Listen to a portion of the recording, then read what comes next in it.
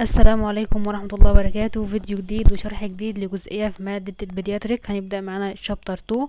احنا خدنا قبل كده شابتر 1 وقلنا الأسئلة المهمة اللي بتيجي فيه، قلنا الأسئلة اللي بتكون موجودة في بنوك الأسئلة وامتحانات سابقة. بعد كده هناخد شابتر 2 برضو ونشوف الأسئلة اللي اتكررت قبل كده في امتحانات، والأجزاء المهمة وتلخيص جزئيات صغيرة كده في الشابتر 2 بتاعنا. أول حاجة درس اسمه growth and development of the children، يعني النمو والتطور عند الطفل. هو الدرس ده اكبر درس في الكتاب، بس احنا ناخده على اجزاء، وهتكون اجزاء صغيرة عشان تحفظ بسرعة.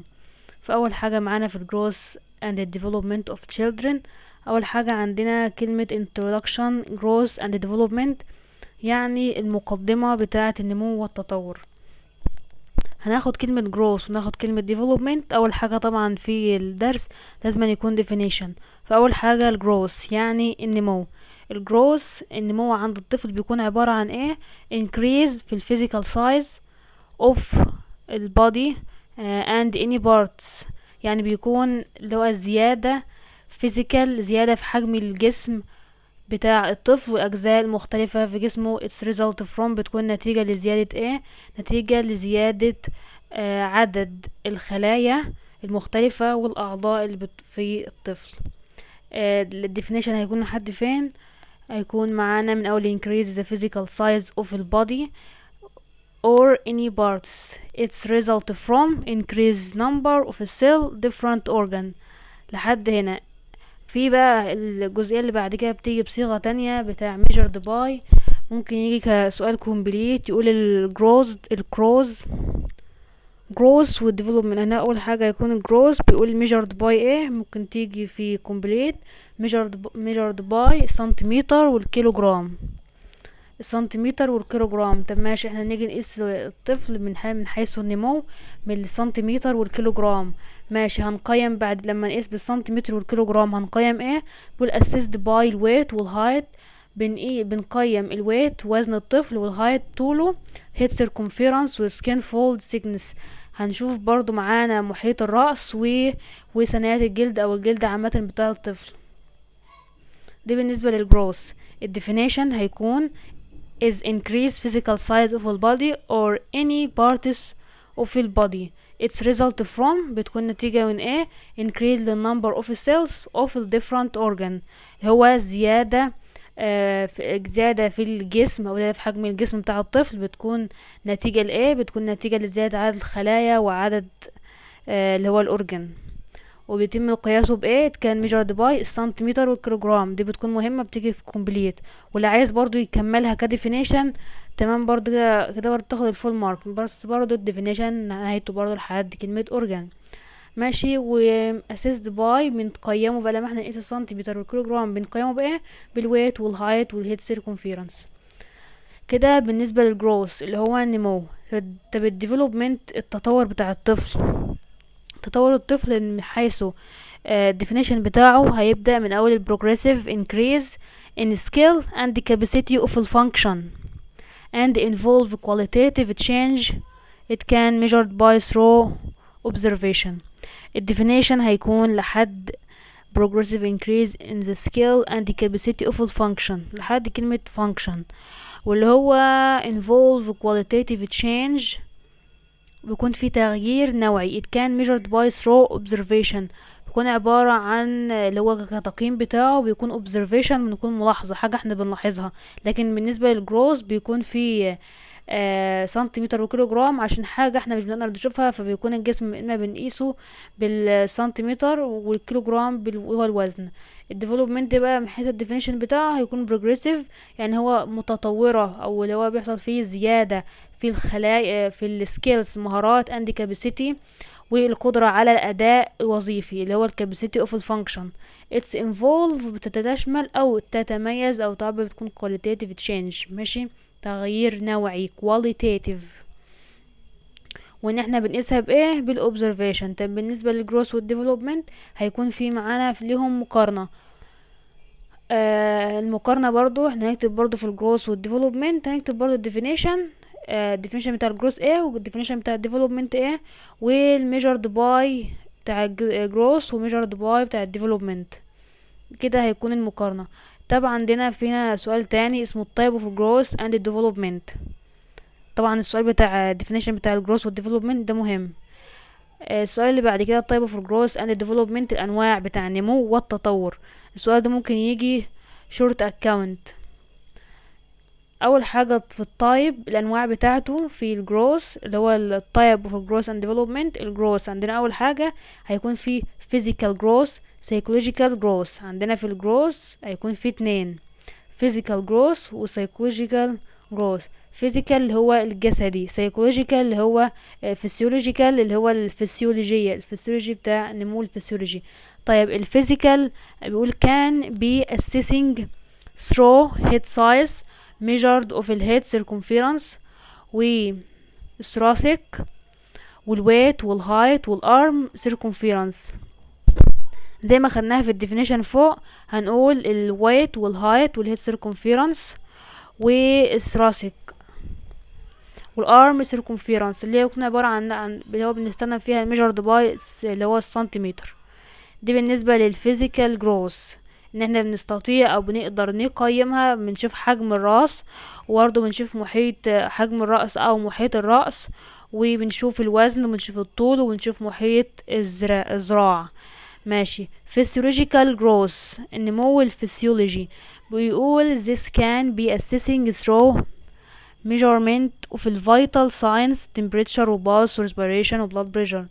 يبقى الفسيولوجيكال اللي هو النمو الفسيولوجي بنقيم بنقيم الطفل من حيث قياس ايه الفيتال ساينس. هما الفيتال ساينس تمبريتشر والبالس وريسبيريشن والبلاد بريشر اللي هما الاربعه الاساسيين عندنا. يبقى كده التايب اوف الجروث عندنا نوعين physical growth وفسيولوجيكال growth. دي كده بالنسبه لاول تايب معانا. تايب 2 اللي هو الديفلوبمنت بينقسم لايه؟ الديفلوبمنت معانا بيقول motor development intellectual development social development و emotional development. طيب الديفلوبمنت اول حاجة هنقولنا معانا الموتور development يعني التطور الحركي. ايه هو التطور الحركي بالنسبة للطفل؟ اللي هو sitting يعرف يقعد، standing يعرف يقف، running يعرف يجري، using الفاين muscles اللي هو بيستخدم عضلاته الصغيرة، العضلات بتاعته بيقدر يستخدمها اللي هو بيقعد يقف يجري. دي كده بالنسبة للموتور ديفلوبمنت. intellectual development اللي هو الذهني، النمو والتطور الذهني بتاع الطفل، زي اللي هو يعمل ايه لما يكون عنده نمو عقلي او ذهني، اللي هو ايه يقدر يعمل ايه problem solving يقدر يحل المشاكل، و cognitive اللي هي اللي يعرف يفكر. دي بالنسبة للintellectual development. طيب عندنا السوشيال ديفلوبمنت. السوشيال ديفلوبمنت اللي هو التطور الاجتماعي. التطور الاجتماعي بيقول training the child in culture بنعلم الطفل او بندربه على الكالتشر اللي هو الثقافات والعادات والتقاليد بتاعه البيئة اللي هو قاعد فيها، والسيلف كونسبت احترام او مفهوم الذات، وفريندشيب اللي هو الاصدقاء. بقى بالنسبة للطفل مثلا انه يوصل لمرحلة معينة من النمو والتطور بيكون مثلا في مرحلة الحضانة او كده فبيكون عنده فريندشيب. الايموشنال ديفلوبمنت التطور بقى العاطفي بتاع الطفل اللي هو love اللي هو love و fear الحب والخوف. ده بالنسبة للتايب اوف الجروث ديفلوبمنت. عندنا 2 جروث وكام و4 ديفلوبمنت. الجروث physical growth وphysiological growth. الديفلوبمنت motor development intellectual development social development emotional development. بعد كده معانا السؤال بتاع ال principles of growth and development. ال principles اللي هي المبادئ بتاع النمو والتطور. هما كام نقطة معانا؟ 8. نحفظ 5 أو 6. هما هنحفظ 5 و6 دي نحفظها معانا احتياطي، فهنختار النقط الصغيرة. اول حاجة معانا في البرينسيبلز هي ايه؟ growth and development are continuous process. ان النمو والتطور عند الطفل بتكون عملية مستمرة. each stage of growth and development كل مرحلة من مراحل النمو والتطور are dependent upon of the preceding one بتعتمد على التانية. يعني كل خطوة من مراحل النمو بتعتمد على الخطوة اللي قبلها. تمام. دي كده النقطة التانية. النقطة التالتة هنقول each child has own growth pattern، يعني كل طفل له مرحلة نمو مختلفة which vary within its child but within the normal rate، يعني كل طفل في مرحلة كل طفل بيكون له مرحلة نمو مختلفة. عشان مثلا بيحصل، مثلا بيكون في أطفال بيحصل لهم وقت التسنين، بيكون في طفل في برضه طفل بأسنانه بتطلع بسرعة، وفي طفل أسنانه بتتأخر في النمو. في أطفال بتعرف تمشي بسرعة مثلا على سن سنة ولا حاجة، وفي أطفال تانية مش بيكونوا لسه عرفوا يمشوا، فدي مرحلة نمو بتختلف من شخص لتانية. دي معنى النقطة بتاع رقم 3. رقم 4 بيقول all children go through normal sequence growth، يعني كل الأطفال بيكون عندهم سلسلة نمو طبيعي اللي هي but not the same rate. بيكون الأطفال كلهم عندهم سلسلة نمو طبيعي بس مش بنفس النمط اللي هي same rate، ماشي، اللي هي individual difference، اللي هو في اختلافات فردية للطفل. يعني في طفل بيكون طويل، في طفل يكون قصير، في كل مرحلة نمو مختلفة بتختلف عن الشخص التاني، بس مش ما بتكونش نفس المعدل. نيجي رقم 4. ناخد رقم 6 بيقول not all body parts grows in the same rate at the same time. not all body مش كل الأجسام بتنمو في نفس المعدل ونفس الوقت. ده ناخد رقم 6 مع رقم 4، علشان احنا قلنا في آخر نقطة من رقم 4 قلنا but not the same rate، مش نفس المعدل. ناخد رقم 6، قلنا كلمة not هنبدأ برضو في رقم بداية 6 من كلمة not all body parts grows in the same rate at the same time. النقطتين متعلقين ببعض كده، فعشان ما تتلخبطوش. بعد كده ناخد آخر نقطة معانا اللي هي ناخد 5 بقى بالgrowth and development have predictable sequence are as all human begin go through the same stage. النقطة دي كده كبيرة معانا، فاحنا ناخد نقطة تانية. نشوف نقطة رقم 7 اللي هي although growth and development، بالرغم من نمو التطور go through fixed order they don't progress the same rate.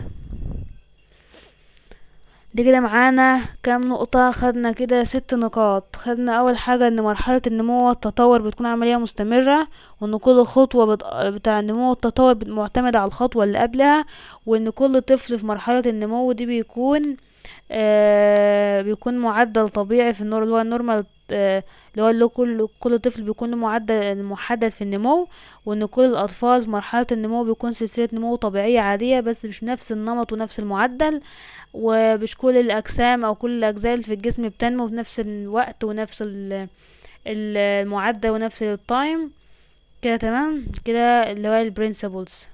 ناخد الاجزاء المهمة وناخد رقم 4 مع رقم 6 عشان اخر نقطة في رقم 4 بتكون مطابقة مع رقم 6، فهيكون هنسهل على بعض. كده السؤال بتاع البرنسبلز خلص معانا. في السؤال بتاع البرنسبلز طبعا مهم، بيجي شورت اكاونت. في سؤال بتاع الباترنز اوف growth and development. السؤال هنا بيجي معانا ككومبليت، هو هنا جايب معانا الصورتين دمت، فهو هيبقى معانا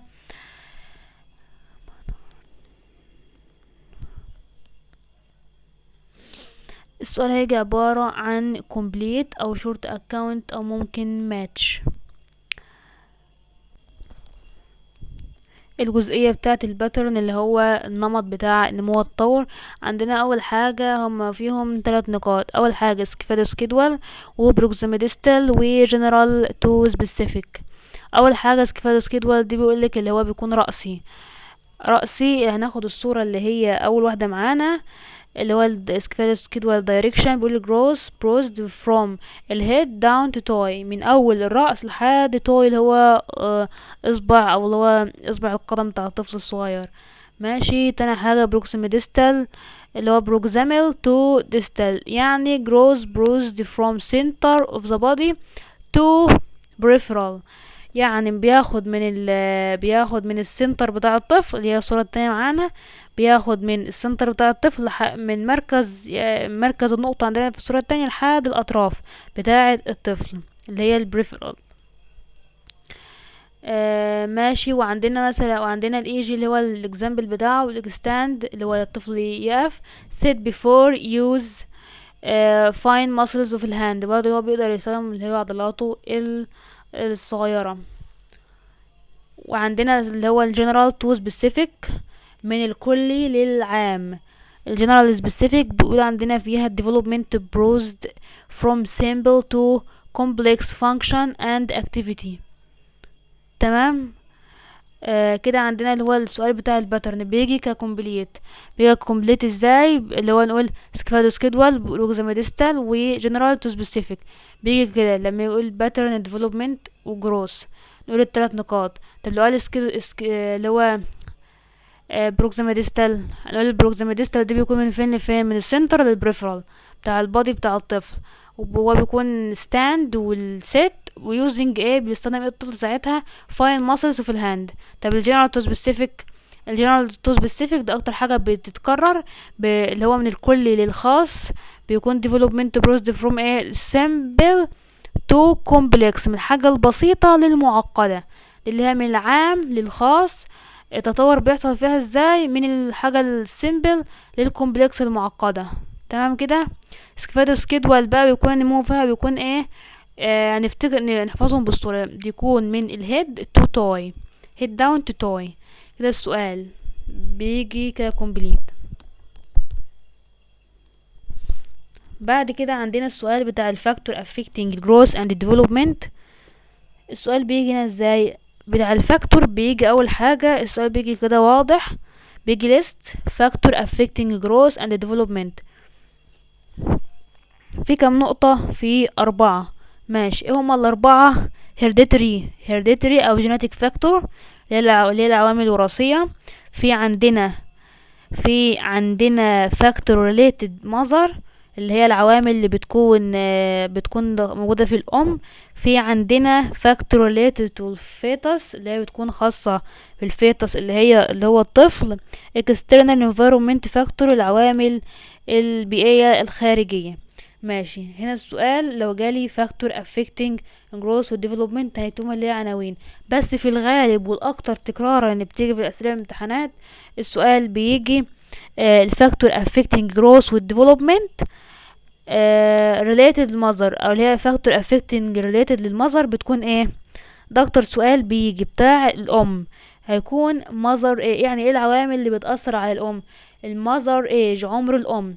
nutritional deficiency اللي هو نقص سوء التغذية، اللي هو عندها تكون الست عندها malnutrition نقص التغذية. diabetic mother اللي هي الأم بتكون عندها مرض السكر. exposure to radiation الأم تتعرض للإشعاع. smoking التدخين. infection العدوى. use of drug استخدام الأدوية، ممكن تستخدم أدوية غلط فبتأثر معاها. طب ماشي. في عندنا المذر ايج، يعني ايه عمر الام؟ بيقولك teenage mother are more likely than، اللي هو بالنسبة هنا بيتكلم عن اللي هو عمر الامهات اللي بيكون اللي هو teenage اللي هو عمر المراهقات، اللي هو لو كان الست اللي هي سنها صغير، فدي بالتالي لما تيجي الست تيجي تحمل بيأثر على الطفل وهيأثر عليها برضو. دي كده بالنسبة للمذر ايج. النيوتريشنال ديفيشنسي طب ثانية في نقطة في المذر ايج بيقول برضو ان بيحصل على ساعات في لما تكون الست في عمر صغير بيحصل فيه داون سيندروم اللي هي متلازمة داون. يعني لو الست كان عمرها صغير اللي هو من ال18 او تحت ال18 او بداية يعني من ال18 كده، والست ساعتها كانت حامل، او بعد الاربعينات برضو كانت حامل، بيحصل ساعتها في لما يكون حامل والطفل بيجي يتولد بيكون عنده داون سيندروم متلازمة داون. ماشي كده بالنسبة للمذر ايج، عمر الام، فعمر الام بيأثر عليها. وتاني حاجة nutritional deficiency نقص التغذية، فده يخليها تيجي عندها انيميا، فده يأثر عليها. الدايابيتك ماذر برضو لو كان عندها مرض السكر هيأثر عليها ويأثر على طفلها برضو. exposure to radiation الإشعاع برضو بيأثر على الأم ويأثر على الجنين. السموكينج طبعا عارفينه، التدخين هيأثر أكيد عليها. الانفكشن العدوى زي ايه الانفكشن اللي هي جيرمان ميسلز اللي هي الحصبة الألمانية. during الفيرست تريمستر اللي هو أول 3 شهور في الحمل، دي بيأثر على الأم وعلى الجنين أكيد يعني.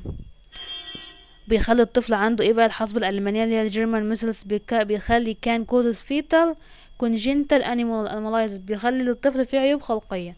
ماشي. يوز اوف دراج اللي هو استخدام الأدوية، ممكن تستخدم أدوية غلط او ادويه اللي هي مسكنات، او ادويه ممكن مثلا علشان مثال مثلا اللي هي واحده جارتها برضو كانت حامل استخدمت دواء معين، جاب معاها نتيجه وما حصلش بوجع ولا حاجه، تروح هي مستخدماها هي كمان عشان يقلل معاها الالم اللي عندها، فكده ايه غلط. فده برضو يوز اوف دراج ده هيأثر عليها.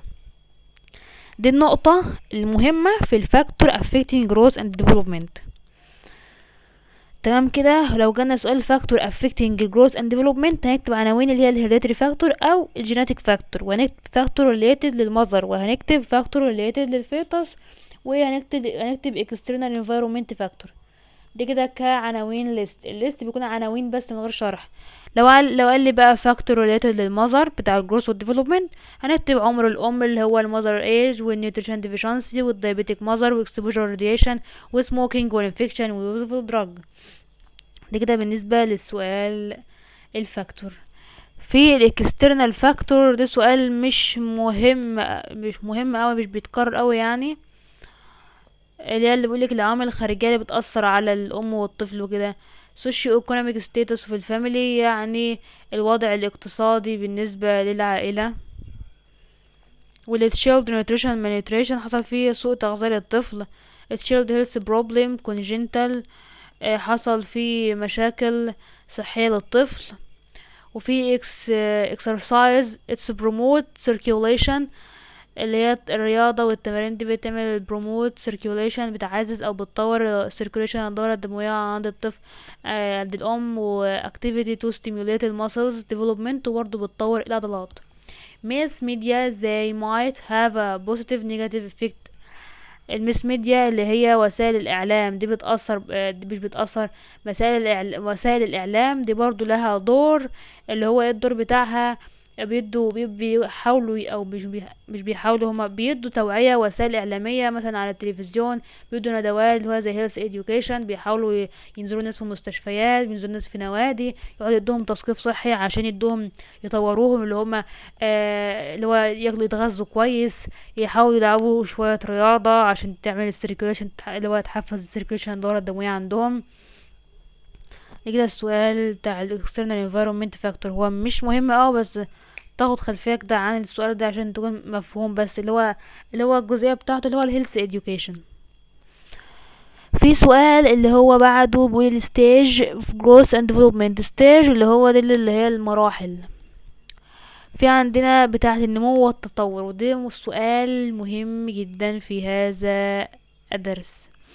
اول حاجة عندنا prenatal ايوه الجزئية اهي. اول حاجة البرينيتال بيريود اللي هي ما قبل الولادة from conception to birth، من لحظة حدوث الحمل الى الولادة. دي كده اول نقطة. تاني نقطة neonatal stage. النيونيتال ستيج بيكون from البيرث، من اللي هو نيونيت اللي هو الطفل حديث الولادة، from البيرث من لحظة الولادة لشهر أول شهر. infancy stage from 1 month to 12 months، من شهر لحد 12 شهر أو من شهر لسنة. toddler stage بيكون من سنة ل3 سنين. preschool stage بتكون 3 to less than 6 years، بتكون من 3 لأقل من 6 سنين، هي مرحلة الحضانة اللي هي اسمها preschool اللي هي مرحلة قبل المدرسة اللي هي الحضانة. school stage مرحلة المدرسة بقى بتكون من 6 from 6 to less than 12 years. adolescence اللي هي مرحلة المراهقة stage from 12 to approximately 18 years growth. بتكون من 12 ل 18 سنة. يبقى المراحل دي كلها مترتبة ورا بعضها كده. اول حاجة ال prenatal period بتكون من conception، من لحظة حدوث الحمل to birth للولادة. النيوناتال من الولادة، يعني كل جملة معانا او كل واحدة من الستيج من معانا ديت بتنهي مثلا اول حاجة في البريناتال نهت بالبيرث، فالمرحلة بتاعة النيوناتال هتبدأ بالبيرث لحد 1 month. بعد كده المرحلة الانفانس اللي بعدها from 1 month to 12 months، من شهر ل 12 شهر اللي هي سنة.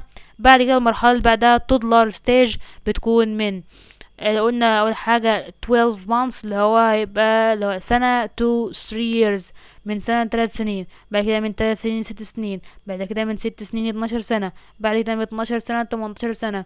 فتفاصل بالترتيب كده. فأول نقطة معانا فيها لسه 3 أجزاء اللي هي البرينيتال بيريود. أول حاجة germinal conception to approximately 2 weeks. embryonic من 2 to 8 weeks. fetal من 8 to 40 weeks اللي هو البيرث. دي كده اللي هي الجزئية بتاعتنا بتاعت الستيج ديت مهمة.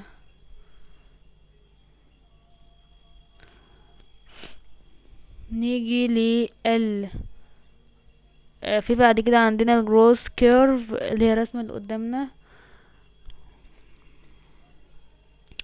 الجزئيه اللي بعد كده ان شاء الله في المره الجايه هتكون نبدا معانا اول حاجه نبدا نخش في المراحل دي كده. كانت عباره عن مقدمه بتاعه الدرس. لسه بقى نخش في كل مرحله من المراحل اللي احنا لسه قايلهم في البرينيتال بيريود والنيونيتال والانفانسي والتودلر والبريسكول والسكول ايج والادوليسنس. هناخد كل مرحله منهم ونبدا نتكلم عن الطفل بيحصل ايه في النمو بتاعه مرحله، ويبدا يسنن وقتها، الوزن بتاعه بنوزنه ازاي، ايه التغيرات الطبيعيه اللي بتحصل له، وايه التغيرات الغير طبيعيه والطبيعيه. وعندنا ونشوف ازاي بالنسبه للإناث والذكور النمو بتاعهم بيكون ايه، طولهم وعرضهم وال وايه التغيرات اللي بتحصل في الجلد بتاعهم وقت حدوث الولادة وكده. ده كله ان شاء الله هيكون في الشرح الجزئية الجديدة.